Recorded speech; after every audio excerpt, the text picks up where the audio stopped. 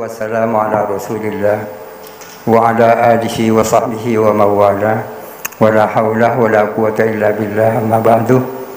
Al-mukarramin, para kiai, para masyayikh, khususan Fadilat Syekh Kiai Zuhri Zaini, seluruh pengurus Pondok Pesantren Nurul Jadid, para narasumber, Bapak Kiai Haji Hudud Absar Abdullah yang saya hormati, langsung saja kita diminta untuk berbicara tentang fikih siasat, fikih politik. Sebagaimana kita ketahui bahwa fikih siasat merupakan bagian daripada fikih muamalat, ya kan?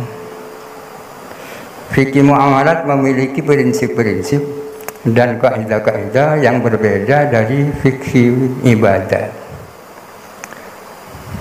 Salah satu prinsip daripada fikih muamalat adalah bina'uhu alal ilali wal masalih, bahwa fikih muamalat itu dibangun di atas prinsip ilat-ilat dan kemaslahatan-kemaslahatan. Itu salah satu prinsip daripada fikih muamalat. Kaidah yang lain mengatakan al-mu'amalatu tilkun hatta yu'lamal man'u. Persoalan muamalat itu adalah longgar. Bisa kita melakukan berbagai hal menyangkut fikih muamalat sepanjang tidak ditemukan dalil yang melarang. Kalau kita diminta untuk menghukumi persoalan yang merupakan bagian dari fikih muamalat, tak perlu untuk mencari dalil yang membolehkan, cukup tidak ditemukan dalil yang melarang. Kaidahnya mengatakan al-aslu fil muamalati al-ibadah. Pada hadirin sekalian, ada definisi siasat yang sangat populer di kalangan kita yang disampaikan oleh Ibnu Aqil Al-Hambali, ya kan? Beliau mengatakan as-siyasatu maka nafi'lan yakunu ma'ahun nasu aqraba ila salahi wa ab'ada 'anil fasadi wa illam yadhur rasul wa la nazala bihi wahyun. Siasat atau politik adalah aktivitas atau sebuah kebijakan yang karenanya manusia akrab dengan kemaslahatan dan jauh daripada kerusakan, meskipun itu tidak ditetapkan oleh Nabi dan tidak berdasarkan wahyu. Ini artinya bahwa acuan siasat atau politik selain masalah mu'tabarah, yang paling banyak adalah masalah mursalah. Ada pertanyaan, apakah politik punya acuan masalah mu'tabarah? Pasti, akan tetapi sebagian besar adalah mengacu kepada masalah mursalah. Ada sesuatu yang menurut akal sehat itu baik, akan tetapi tidak ada dalil baik yang mengapresiasi maupun yang menafikan, itu namanya masalah mursalah. Para hadirin sekalian, masalah mursalah ini bisa digunakan untuk menilai berbagai hukum dan aturan yang berkembang selama ini di atas dunia, termasuk aturan-aturan hukum-hukum internasional bisa digunakan. Aturan-aturan hukum yang hanya berdasarkan akal sehat, tidak berdasarkan Al-Quran dan wahyu, kalau itu sesuai dengan aturan syariat, ada yang mengatakan bahwa itu bisa diakui sebagai syariat itu sendiri, ya kan? Ada, memang kita banyak menemukan aturan hukum atau perundang-undangan yang hanya berdasarkan akal sehat, akan tetapi sesuai dengan syariat. Ada pertanyaan, apa bisa diakui dan diklaim sebagai syariat itu sendiri, apa enggak? Sudah barang tentu ada khilaf di sini, kan? Termasuk di sini adalah Pancasila, ya kan? Pancasila barangkali didasarkan oleh akal sehat, meskipun tidak bisa dipungkiri bahwa para perumusnya banyak dari kalangan Muslim yang mungkin tidak hanya berdasarkan akal sehat, tetapi berdasarkan Al-Quran dan hadis dan seterusnya. Para hadirin sekalian, kalau persoalan politik ini ditarik ke dalam persoalan kenegaraan atau sistem pemerintahan, Maka kita bisa menyampaikan pertama-tama bahwa kehadiran negara itu adalah niscaya, akan tetapi negara bukanlah tujuan. Ad-daulatu laisat maqsidan minal maqasid bal hiya wasiratun minal wasaid. Negara bukanlah tujuan, akan tetapi hanya sebagai sarana untuk mencapai tujuan. Berkaitan dengan ini ada kaidah yang mengatakan as-sabatu fil maqasid wal murunatu fil wasail. Artinya kita harga mati menyangkut hal-hal yang merupakan maqasid, akan tetapi bisa beradaptasi dan dengan situasi dan kondisi berkaitan dengan wasail. Marhadirin sekalian, dengan demikian maka persoalan negara sangat longgar.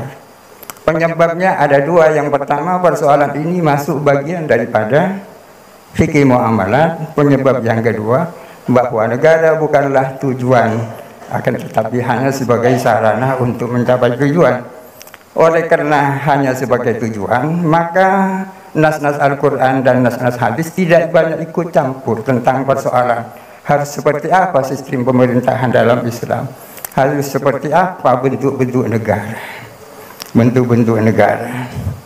Akan tetapi yang digariskan oleh Islam hanya prinsip-prinsip, yang kalau prinsip-prinsip itu dilaksanakan akan terwujudlah apa yang disebut dengan negara Islam atau negara Islami. Pertama adalah prinsip al-adalah, yang kedua adalah al-hurriyah, kebebasan, yang ketiga al-musawat, kesetaraan, ya kan? Kemudian yang keempat asyura, yang kelima adalah raqabatul ummah, kontrol sosial. Itu adalah prinsip-prinsip yang tidak hanya bisa diterapkan dalam konteks ketatanegaraan dan sistem pemerintahan, akan tetapi untuk persoalan-persoalan yang lain. Ada pertanyaan, bagaimana menurut Islam tentang negara bagi kaum muslimin? Hal yajibu an takuna muwahhada, daulah muwahhada, atau yumkinu an takuna dualan muta'addidah, ya? Apakah kaum muslimin di atas bumi ini harus satu negara, atau bisa saja berada di berbagai negara? Kalau kita cari nasnya tidak akan kita temukan baik Al-Quran maupun As-Sunnah. Para hadirin sekalian, tentang sistem-sistem pemerintahan, semenjak ada negara di atas bumi ini sudah banyak sistem pemerintahan yang ditawarkan, bahkan sudah banyak yang diterapkan. Misalnya sistem teokrasi dan sistem-sistem yang lain. Sistem teokrasi adalah sistem pemerintahan dengan keyakinan bahwa pemimpin adalah sebagai wakil dari Tuhan. Apakah teokrasi ini sesuai dengan Islam? Sudah barang tentu tidak. Karena berarti menurut pandangan ini pemimpin itu sakral, kan? Padahal dalam Islam pemimpin itu tidak sakral, kan? Buktinya Sayyidina Abu Bakar dalam pidato pertama menyampaikan, inni wullitu alaikum warastu bi khairikum fa in du'aitumuni ala haqqin fa'inuni wa in du'aitumuni ala batilin fasaddiduni. Ini tak sakral, kan? Berarti Sayyidina Umar juga mengatakan, man ra'a fiyya iwijajan falyuqawwimhu. Barang siapa melihat ada sesuatu yang bengkok padaku, tolong diluruskan. Berarti pemimpin tidak sakral. Yang ditawarkan adalah sistem demokrasi. Demokrasi itu dalam Islam seperti apa? Kalau secara teori demokrasi prinsip-prinsipnya adalah seperti yang saya sampaikan tadi itu, al-hurriyah, al-musawat, dan seterusnya. Akan tetapi banyak yang keberatan dengan sistem demokrasi. Kenapa? Karena inti daripada demokrasi adalah as-siyadatu fi yadi sya'bi, bahwa kedaulatan ada di tangan rakyat. Bagaimana dengan hakimiyatul ilah, dengan otoritas Tuhan? Seolah-olah demokrasi menafikan otoritas Tuhan. Jawabannya, demokrasi itu tidak menyangkut tahlil dan tahrim, tidak menyangkut hal-hal mengharamkan dan menghalalkan. Demokrasi itu hanya menyangkut persoalan keduniaan, ketatanegaraan yang tidak ada hadisnya, tidak ada Qur'annya. Itu demokrasi. Sudah barang tentu kalau yang kita maksud dengan demokrasi dalam konteks Indonesia ada demokrasi Pancasila. Demokrasi Pancasila berarti demokrasi ketuhanan yang Maha Esa dan seterusnya. Para hadirin sekalian, dalam hal hubungan antara agama dengan negara ada beberapa teori. Ada negara agama, ada negara sekuler, ada negara simbiosis, ya kan? Negara simbiosis artinya sebuah negara yang di situ perpaduan antara insaniyah dan ilahiyah. Pada dasarnya negara ini kan insaniyah kan. Akan tetapi bagi Islam harus dikawal dengan ajaran-ajaran agama. Artinya negara dan agama ada hubungan saling membutuhkan.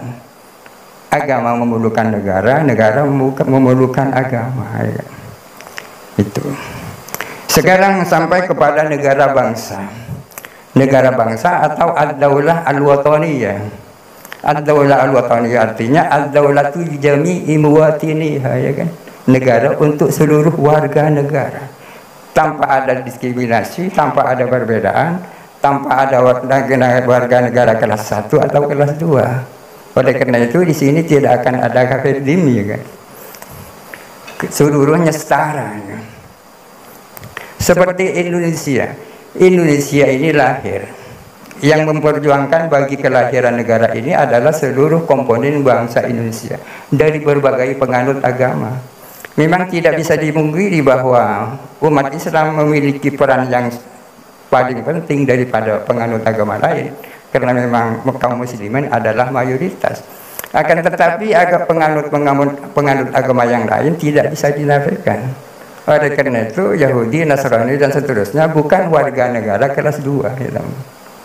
Tidak sama dengan negara Madinah yang dibangun oleh Rasulullah.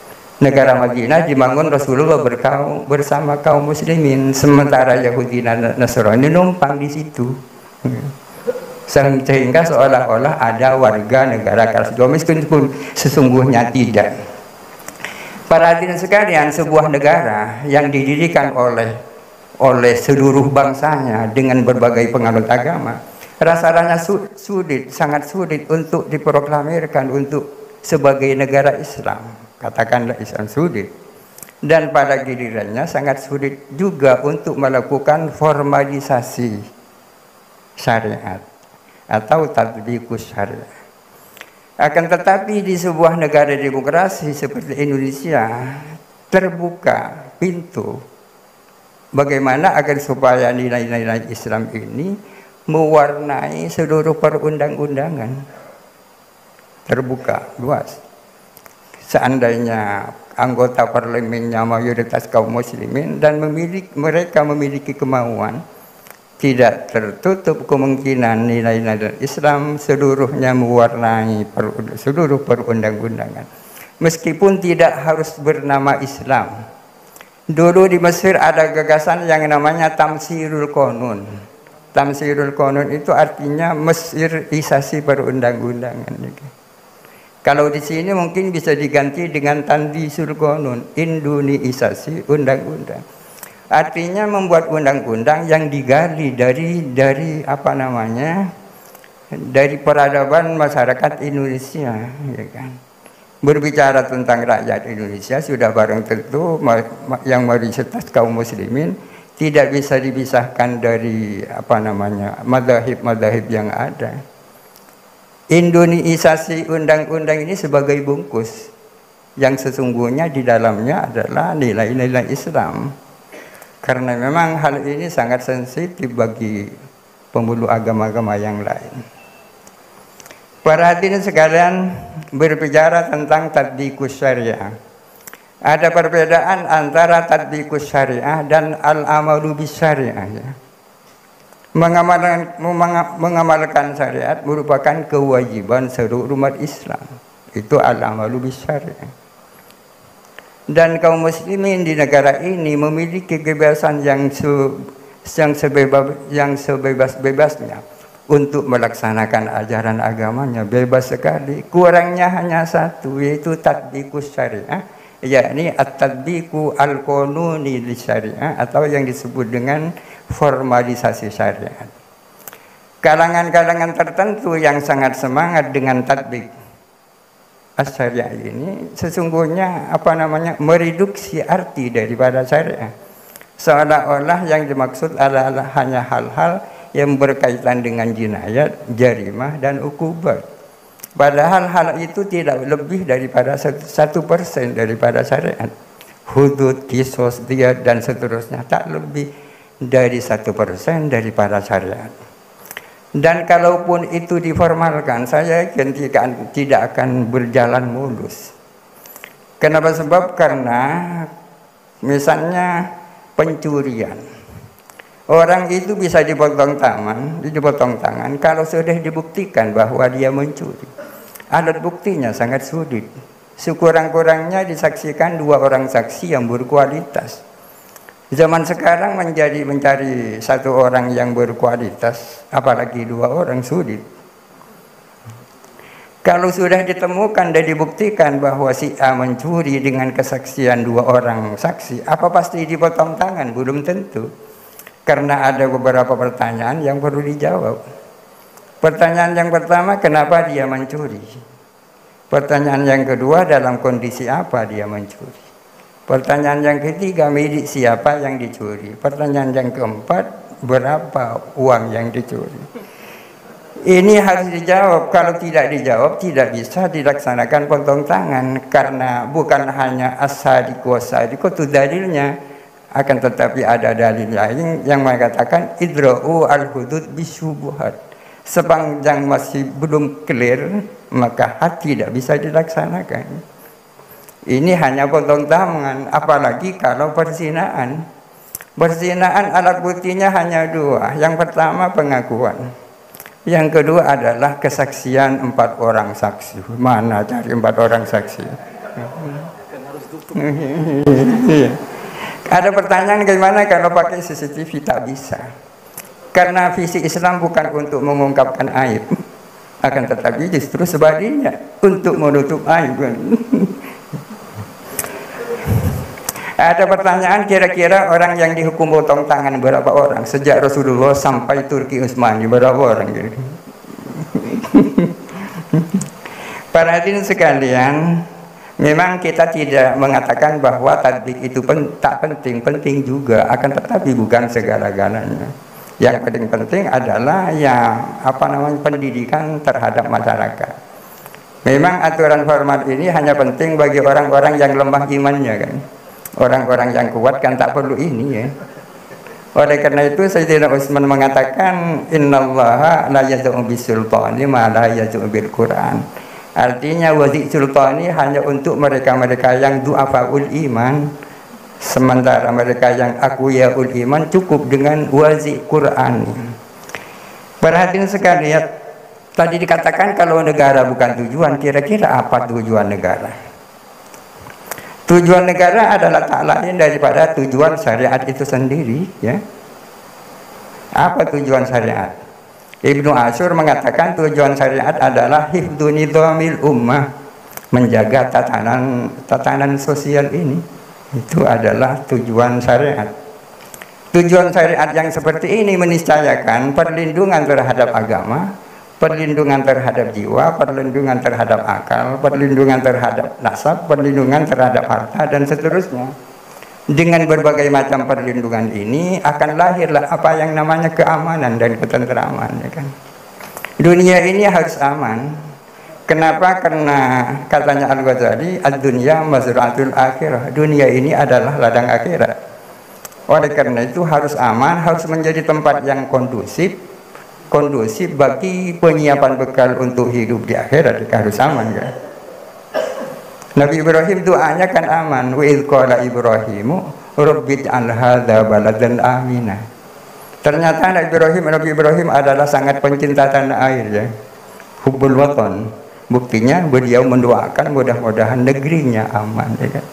Orang yang selalu berdoa mudah-mudahan Indonesia itu aman sebagai tanda bahwa dia adalah cinta tanah air, sebagai tanda bahwa dia adalah orang nasionalis, ya kan?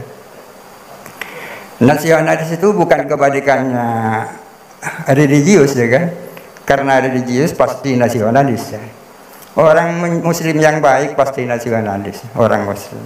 Oleh karena itu religius bukan kebalikannya nasionalis ya. Nasionalis itu adalah religius plus ya. Ya, itu. Mungkin ini yang bisa saya sampaikan. Assalamualaikum warahmatullahi wabarakatuh.